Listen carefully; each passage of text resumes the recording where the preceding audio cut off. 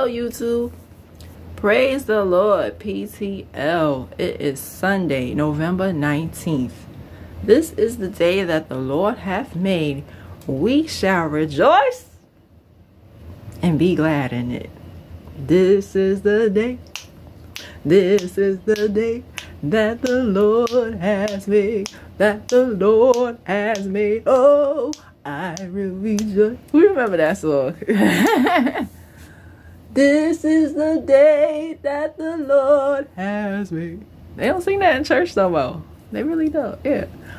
I will rejoice and be glad in it. Oh, this is the day that the Lord has made. I will enter his gates with thanksgiving in my heart, and I will enter his courts with praise. You know they don't sing it good unless they shaking their chin. I will say this is the day that the Lord has made, and I will rejoice, for he has made me glad.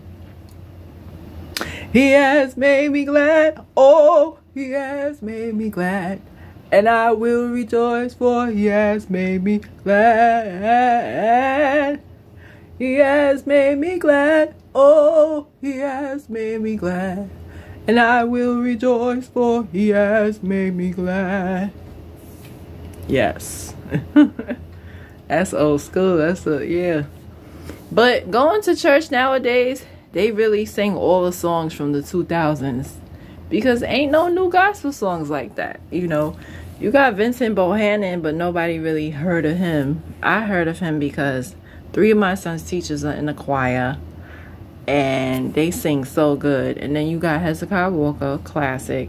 You got Kirk Franklin, but nobody's really coming out with like new gospel songs. You know, everything is from the 2000s and the 60s and 70s and the Hawkins family and Clark sisters, and you know, yeah, the gospel ain't gospeling no more. It's like, you know, if you born like my son's age and younger, they don't really know a lot of the gospel songs, because it's like ain't nobody really making songs like that. But yeah, today I wanted to talk about beware single moms, for the vampires, for the bloodsuckers. Now, I was watching The People's Court.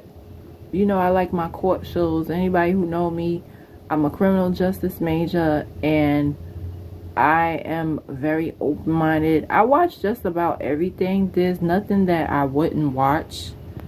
The only thing I don't like watching is Star Trek. But I could get into Star Trek Deep Space Nine. That actually was a decent one. Shout out to that. Not just because it's a black captain, but I feel like the writers of Deep Space Nine, it was more interesting. You know, the plots made more sense. Another good one is Star Trek The Next Generation. That was like the first one. A lot of those episodes are pretty good. Anything in between, I just can't get into it. And I remember my father, like, I didn't really get punished as a child. I was a good kid. But when I would piss him off, he would put Star Trek on. And I could be fully alert and stuff. You put Star Trek on, I'm going to sleep. It's like, Star Trek to me is like earth science class. Please don't do it to me. Like, or in college, they call it environmental science.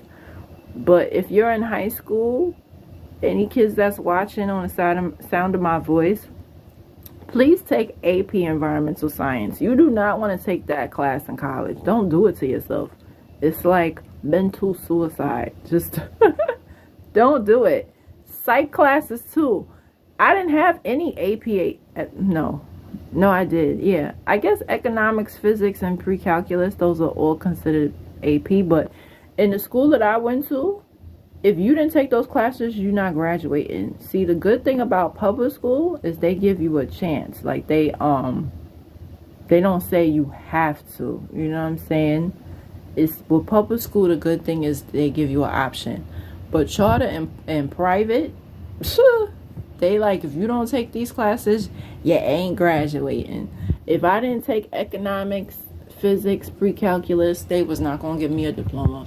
So I had no choice. I had to take those classes.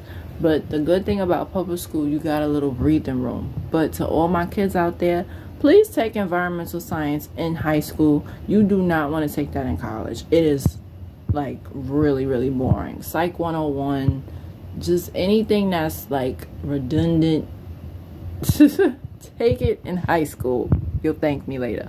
But anyway, I wanted to talk about The People's Court. Now, The People's Court is a really good show. I think it's been on TV for like 4 decades, if I'm not mistaken, maybe even longer. But this particular episode struck out to me because it could happen to any woman, because a lot of women come into People's Court. A lot of them don't have children, but I feel like I'm talking to my single mothers today. And yeah, so in this case, the lady, she was a young lady. The guy, he was really, really cute, and he didn't have any kids, and you know, he was short, dark, and handsome. He wasn't tall, so I can't say tall. He was short, dark, and handsome. And he took advantage of her, and the judge said it, said right to his face, there's a special place in hell for you. So this is what this nigga did. Let me tell y'all what he did. So, and I never heard of anything like this. Like, this is like, I've heard of men taking women's money for, like, you know, I know somebody who, we have a mutual friend, and she was a weirdo. She was what I consider a single black female. Like, she was jealous of me. She was jealous of our mutual friend. She was just a miserable person. I feel like even if she didn't have kids, she'd be miserable. But anyway, she used to give her children's father money. She had a boy and a girl with him. And she would put it on Facebook that, oh, he's taking my money and spending it on chicks and taking them to Rainbow. And it's like, that says something about you, because you keep giving him money and you know where it's going. So in this particular case, she didn't know, but she also was a little gullible, because it's like, even the judge was like, come on now. So basically, he tells her the reason why they broke, like, he was cheating, but the last straw for, we all have a last straw. For me, it's like you posting different women, or, you know, we all have our last straw. The last straw for her was he found out that he proposed to another woman with her money. So he came to her, they're in a jewelry store, and she was buying earrings for her mom, $800 earrings. So he comes to her and he's like, oh, I want to buy a ring set for my mom. So I think with her, you know, and the judge was like, so you really thought he was going to buy, who buys rings for their mom, right? And the rings, it was like a set, I believe. She said it was $3,000. Now, $3,000 for a ring, if you proposing, that's kind of a little cheap, because I know, like, my father paid way more than that. Like, I forgot how much he said he paid, and that was back in the 80s before I was born. But most men, when they proposing, they gonna come correct, because they know most females, even if we not materialistic, you better come correct, because people are gonna judge. People are gonna, yo, da-da-da. And people, especially nowadays, they gonna research the ring, and then they gonna tell you to your face if it's fake or not. So if you want to avoid embarrassment and humiliation, most men, they know to get a good ring. So the ring was only $3,000, whatever. But so he lies to her and says, oh, these rings are for my mother. She's not thinking, oh, this man is going to be, I feel like she kind of knew it was for another woman, but it's like, when you're in a relationship, you're not thinking, oh, this guy is going to really take this to another woman. And it looks like an engagement ring too, but it looks so small. Like, it looked big on the picture and it looked really small on his fiance. So basically, and she let him drive her car. Like, they whole relationship, he was using her. Like, straight up, the whole relationship. She never, because some men, when they use you, they'll get you something too. You know, it'll be back and forth. But in this relationship, he never did nothing for her. She got the boot off his car. He never paid her back for that. There's no fucking way that I'm going to take the boot off your car and you're not going to pay me back. Like, I would have stalked his ass. At that point, you're paying me back my fucking money. Like, there's no way. So she wild for that one. So she was like, she paid the boot off his car. And I know for me, when I paid the boot off of my ex's car, it was $650. So you're going to pay me back. Like, you know, and my ex, he paid me back within like 2 days. You know, or whatever. Luckily, he got paid like right away. And he wasn't bullshitting me. You know, he paid me back like right away. But he tried to refuse me a ride. And I was like, I don't give a fuck about your daughters. I could give a fuck less, because did they pay for your boot to come off? No. So he was like, he tried to make an excuse as to why he couldn't pick me up from school. I said, you're going to pick me up right now is what you're going to do. Like, you called me at fucking 5 in the morning. I mean, I was up anyway because I was getting ready for school. I had an 8 o'clock class. So when you live in the boroughs, especially as far as Brooklyn, and you trying to get to Westchester, I had to wake up no later than 5:30 to be at an 8 o'clock class. I know it's crazy, but I was determined to graduate. So, but yeah, he called me and was like, oh, I got a boot on my car. And me being the person I am, I did it for him over the phone. I gave him my number, my debit card number, and 2 days after, he paid me back. You know, he paid me right back. So she took the boot off this man's car. He didn't even pay her back. So for me, I'm breaking up with you because I don't give a people say, oh, you shouldn't let money. No, it's the lie. It's you said you was gonna pay me back and you didn't. So for me, motherfuckers who do that, they get cut off. Like, I had 2 guys who did that to me. One guy, it was $25. He had a nerve to say, oh, it's only $25. I said, so pay me back. If it's only $25, right? That's the one I told y'all. He lied about everything. He was fine. But he didn't have a car. He lied about having a place. Like, he just didn't have nothing. And his girlfriend, or she claimed to be his girlfriend, but his friend was like, oh, she crazy. I said, but why she got access to your phone to the point she got my number? Like, why would you, if this is not somebody of importance to you, why would you leave your phone around her? That means there's some type of comfortability, like y'all sleeping around, y'all sleeping with each other a lot for her to go through your phone and get my number. Like, you know, but me being young and inexperienced with life, I took, you know, I believed the lie. So, you know, he still owed me $25. Actually $45, because the first 20 I let it slide. I was like, oh, okay. And then he borrowed another 25. Yeah, I think I told y'all about that. But yeah, and then another time with my ex from 2016, the broke businessman. After I broke up with my military ex, I was feeling lonely, and we messed around, and then he was like, oh, let me borrow $200. And it was like 4 to 5 months later, and I'm still asking for my money. He gonna say, oh, you want it with interest? Like, he was being sarcastic at that point. So at that point, I got a new number, and I didn't give him the new number, because now you're disrespecting me. You lied to get $200 from me, and no. So that's what I said with her. She wild. Like, she got the boot off his car, and he didn't pay her back for that. Then he comes to her and says he wants to get rings for his mother. She's not thinking it's for another woman, because what man is that bold? You get what I'm saying? Like, what man is that bold to come to a woman and say, I want some rings for my mother, when it's really for another female?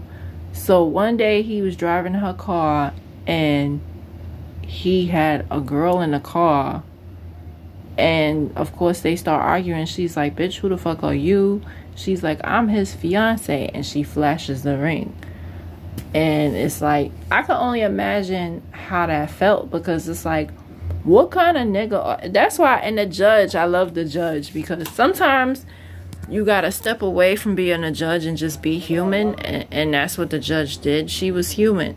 You know, people could say she was naive or dumb, but when you think, because this wasn't a relationship, he clearly was using her, but when you think you're in a relationship, you're not thinking that a guy is gonna be that bold to come to you and ask for, you know, oh, you know, can you give me some credit buying another bitch rings? You're gonna hope and pray it's for his mother. You know, that's some bold shit. It really is. It's like, damn, you couldn't get credit from none of your homeboys. You gonna come to the girl that you sleep with, the girl that you know has some type of feeling for you, and you gonna use her to get an engagement ring? If it's that serious, go to Target. You know, go to Target, get you a cubic zirconia to hold you until you could get a real ring. You know, or go to K Jewelers, or go to Macy's and get $100 ring. But you don't, you know, they went to Kings Plaza Mall. I think she did say K Jewelers, but you know, you don't do that to somebody. And you know, with some females, they would have still stayed with him. You got women who the man gets married and they still stay with them. It's sad. But that particular story just stuck out to me, because in the very end, after the case was just, she won the case, but she said she was a single mom and had a daughter. And that was so sad to me, because it's like, that's why us as single mothers, you can't do what other single women do. And let me explain that. When a single woman with no children, when she's dating, she's only hurting herself. You as a single mother, you have to be very careful who you date, because even if you don't bring that man around your kid, when something that devastating happens, you can't tell me that it didn't affect your day or your mood. So now this man is on TV, so, you know, your daughter sees that. What are you teaching your daughter? And I don't think people really stop and think, like, and that's what is the best thing. Like, if you're messing with someone, dating someone, and you know, it happens to the best of us, but if you have a daughter and you don't want her to date that type of guy that you're dating, you shouldn't be with them. If you have a son, I have a son, and it's like, well, I don't want him to grow up to be like this man, then that's how you know that he don't deserve to be in your space, your place, or vagina. And sometimes it's hard, because who wants to be alone? But it's like, when certain things happen, it really makes you really think about life. Like, yo, I'm better than this. Yo, it's like this, you know, regardless if it's a guy talking to you crazy, regardless if it's whatever, or treating you crazy, you gotta really stop and think about your children. And a lot of the times, we don't think about our children. We just think about us and what we want. But you got to think about, you know, you got women who have men in their house that's not paying no rent. I could never do that, because there's no fucking way. Like, you just not going to lay up in my house, use my water, my electricity, and eat my food, and you're not going to contribute. Like, there's no fucking way. There's no fucking way. There's no fucking way. And you have women like that, and they just do it because they so lonely. Oh, he ain't got a place to stay. Why is that your problem? Because if it was the other way around, he not gonna let you stay nowhere. So why are you being so generous to him? It's like, and you only hear about black women. You know, people say, oh, he going to let him go to a white girl. White girls do not tolerate a lot of the stuff that we do. You know, so it's like, no, that's crazy. Like, what? You know, like, for me, no. But you have women who, they have daughters, they let a man stay in the house rent free, or in her case, it was he let her drive her car. If your daughter had a man driving her car, as a mother, you're gonna be like, yo, don't let him do that. You know what I'm saying? You have to act accordingly, because when you think your kids is not watching you, they are. And I said that in a previous video. You have to be very careful with, some people say, oh, be careful who you let around your kids because they could abuse your kids. It's not even about abuse. It's the fact of, you are your kids' example. When they start dating and picking people to be in their life, they're going to go off of you and who you allow in your space. Straight up. And they're relying on your strength and your courage. And when you think they're not paying attention, they are. And my heart goes out to her as a single mother, because he was not an example for her daughter at all. She never really mentioned if he was around her daughter, but it's like, that ain't the, you know, that's definitely not the one. You know, someone who's using you, you know, and that's sad. And the judge said it. You know, I'm happy she said it to him. There's a special place in hell for you. And there's men who do even worse than that. You know, and it's a message to my single mothers. Like, just be careful, because you have men that they know. And what I've learned is, be careful what you say about your children's father too to these men. Because what they do is, they listen to what you say, and then they try to manipulate. It hasn't necessarily happened to me, but that's what I noticed about other cases, you know. And it's just human nature. Like with my ex, he would say, oh, he never had a woman that was independent or whatever. So I felt like, well, why do I have to be independent? Why do I have to pay for things? And your other exes, they didn't have to pay. They was treated like princesses, and I'm being treated like a peasant. Like, I didn't understand that. Like, why when it come to me, it's like your boundaries is set type shit, you know, whatever. Because I want to know, like, why do they get princess treatment? You say that they wasn't good women, but they got princess treatment though. So that says something about you as a man. That shows that you like a certain type of woman. You like a woman who needs you financially. You like a woman who is a little promiscuous. You like a woman that is out there. Because look at the way you treated her. You treated them like princesses.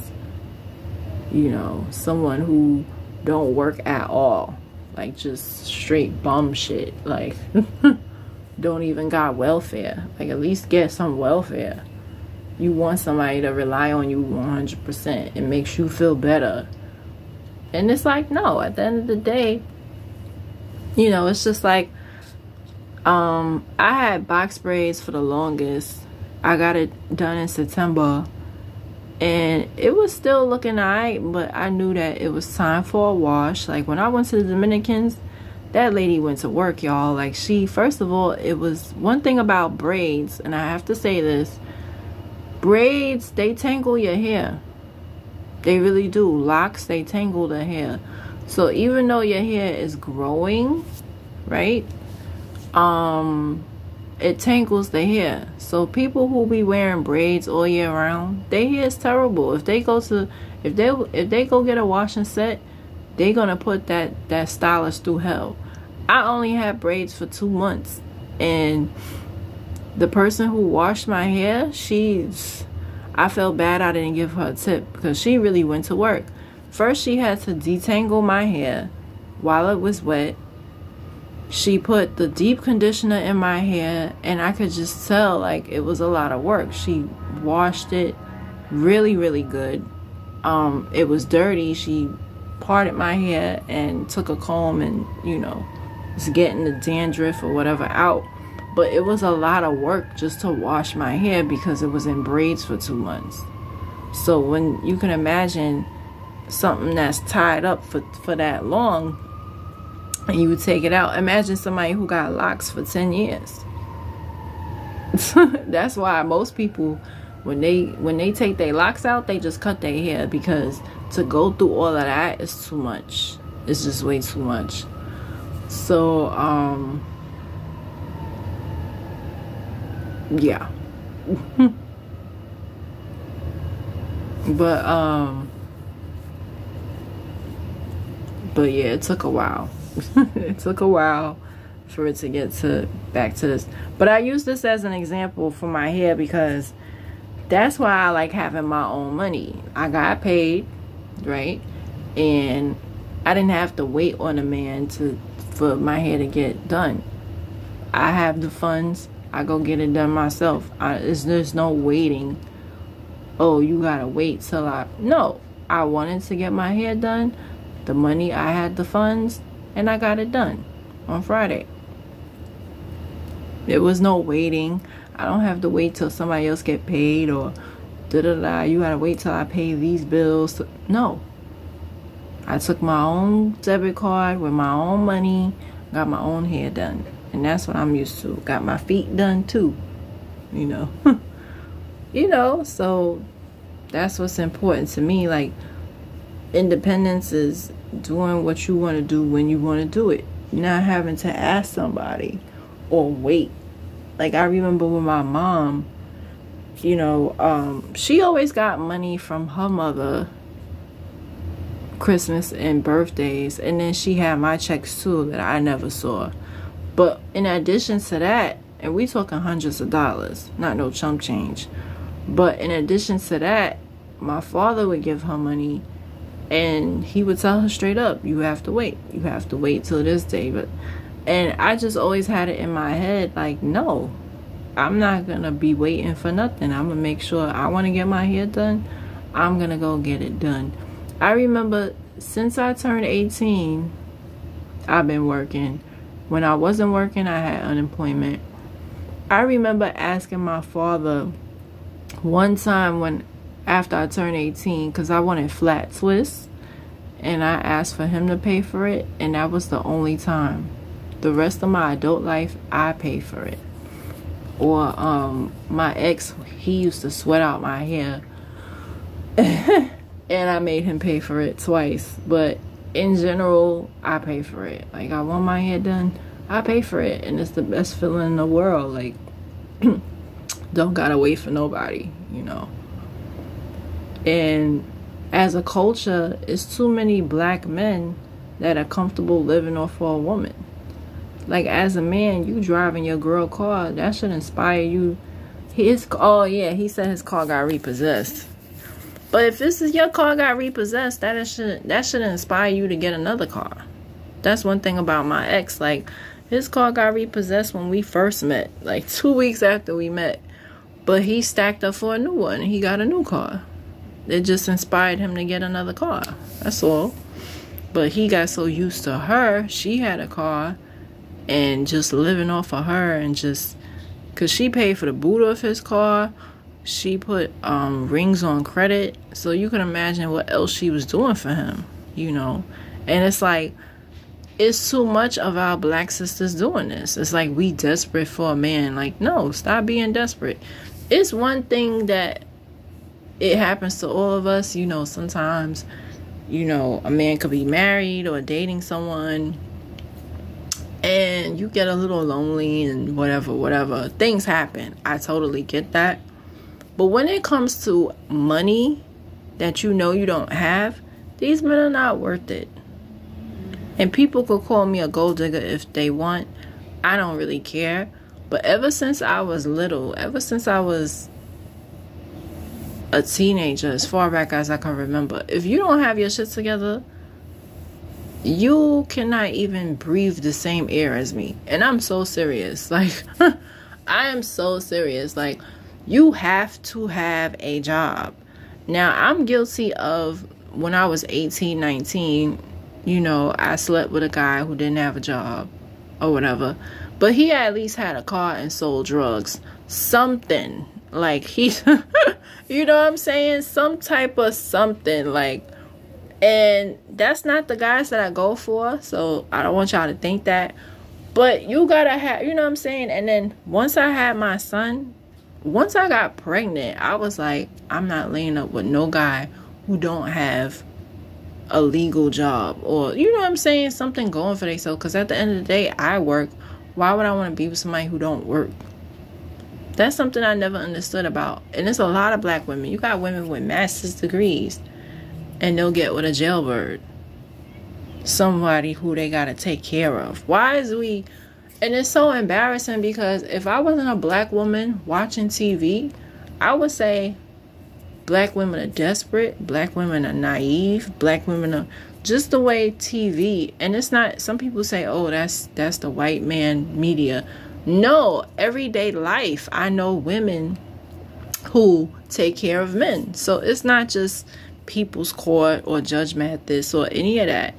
It's real life, because I know women who take care of men and they think it's normal. Like, it's just, oh, well, he don't have a place to stay. Why is that your problem? Why? It's not your problem. Oh, I'm giving it. Why are you giving him money? Why? He not giving you money for your child. You giving. And there's too many women who, when tax time come, they give money to their child's father. Now you don't have money to take the child to Disneyland. Now you stopping it. Like, no. Now I've given money to my father and I stopped giving money to him because he's a nigga. He a whole nigga. He should be giving me money. I'm the one that's a single parent. And I had to stop that. You know, stop feeling sorry for these men. They're men. Like, you got to teach them to be men. The fuck? You know, so that case on People's Court just really stuck out to me. And it was like, oh my God, she had a daughter. She didn't mention her daughter in the case, but after the case was over, she was like, yeah, I'm just going to be me and my daughter, just taking care of my daughter. And it's like, that's sad, because I'm sure she don't want that type of man for her daughter. So that's why I always say, if you seeing someone and that's not who you want your son to be like, you don't want your daughter to be with something like that, that's how you know, like, it's time to end it. And it gets lonely. It does, because as a single mother, sometimes you feel like you failed. Like, oh, you know, I'm supposed to have a stepdad for my child. But the best thing you could ever do is provide peace. If you could do that in your household as a single mother, you've already won. You've already won. And that's the message I wanted to spread today. Don't feel bad about being alone. Be happy that there's no drama. Your child ain't never seen you cry. And I take pride in that, because growing up, I used to watch my mother cry. One of my coworkers last year, something he said stuck out to me. And he was like, he's worried about his daughter because she don't have kids or a man. And I'm like, you should be extremely proud of her, because it shows that she is smart. It shows that she thinks, I mean, you would rather her be a baby mama. He goes, oh, well, if she had a baby, at least she wouldn't be alone. It's like, no, but when you have a child with the wrong person, it's drama. Even if you cut it down as much as possible, you don't talk to the guy, whatever, it's still tension. And the last thing that any kid wants is two parents who hate each other. That's not good either. Even though it's peaceful, you ain't talking to the person, whatever, but you want to provide a stable home. But one thing he said, he was like, oh, women over 40 that are single, they cry at night. I didn't bother to tell him this, but I said, my mother is married and I've seen her cry at night. So single don't mean that you cry at night. Single means that you had the ability to walk away from a toxic situation. There is no woman, no, I'm not going to say no woman. Most women, I would say, we're not going to break up with somebody for no reason. There's a damn good reason why we left that person. And 9 times out of 10, we gave them a lot of chances, right? But when you have a child, you got to be smart. You can't just think about yourself. But one thing about me that I'm very proud of, My son has never seen me hurt. He's never seen me cry over no man.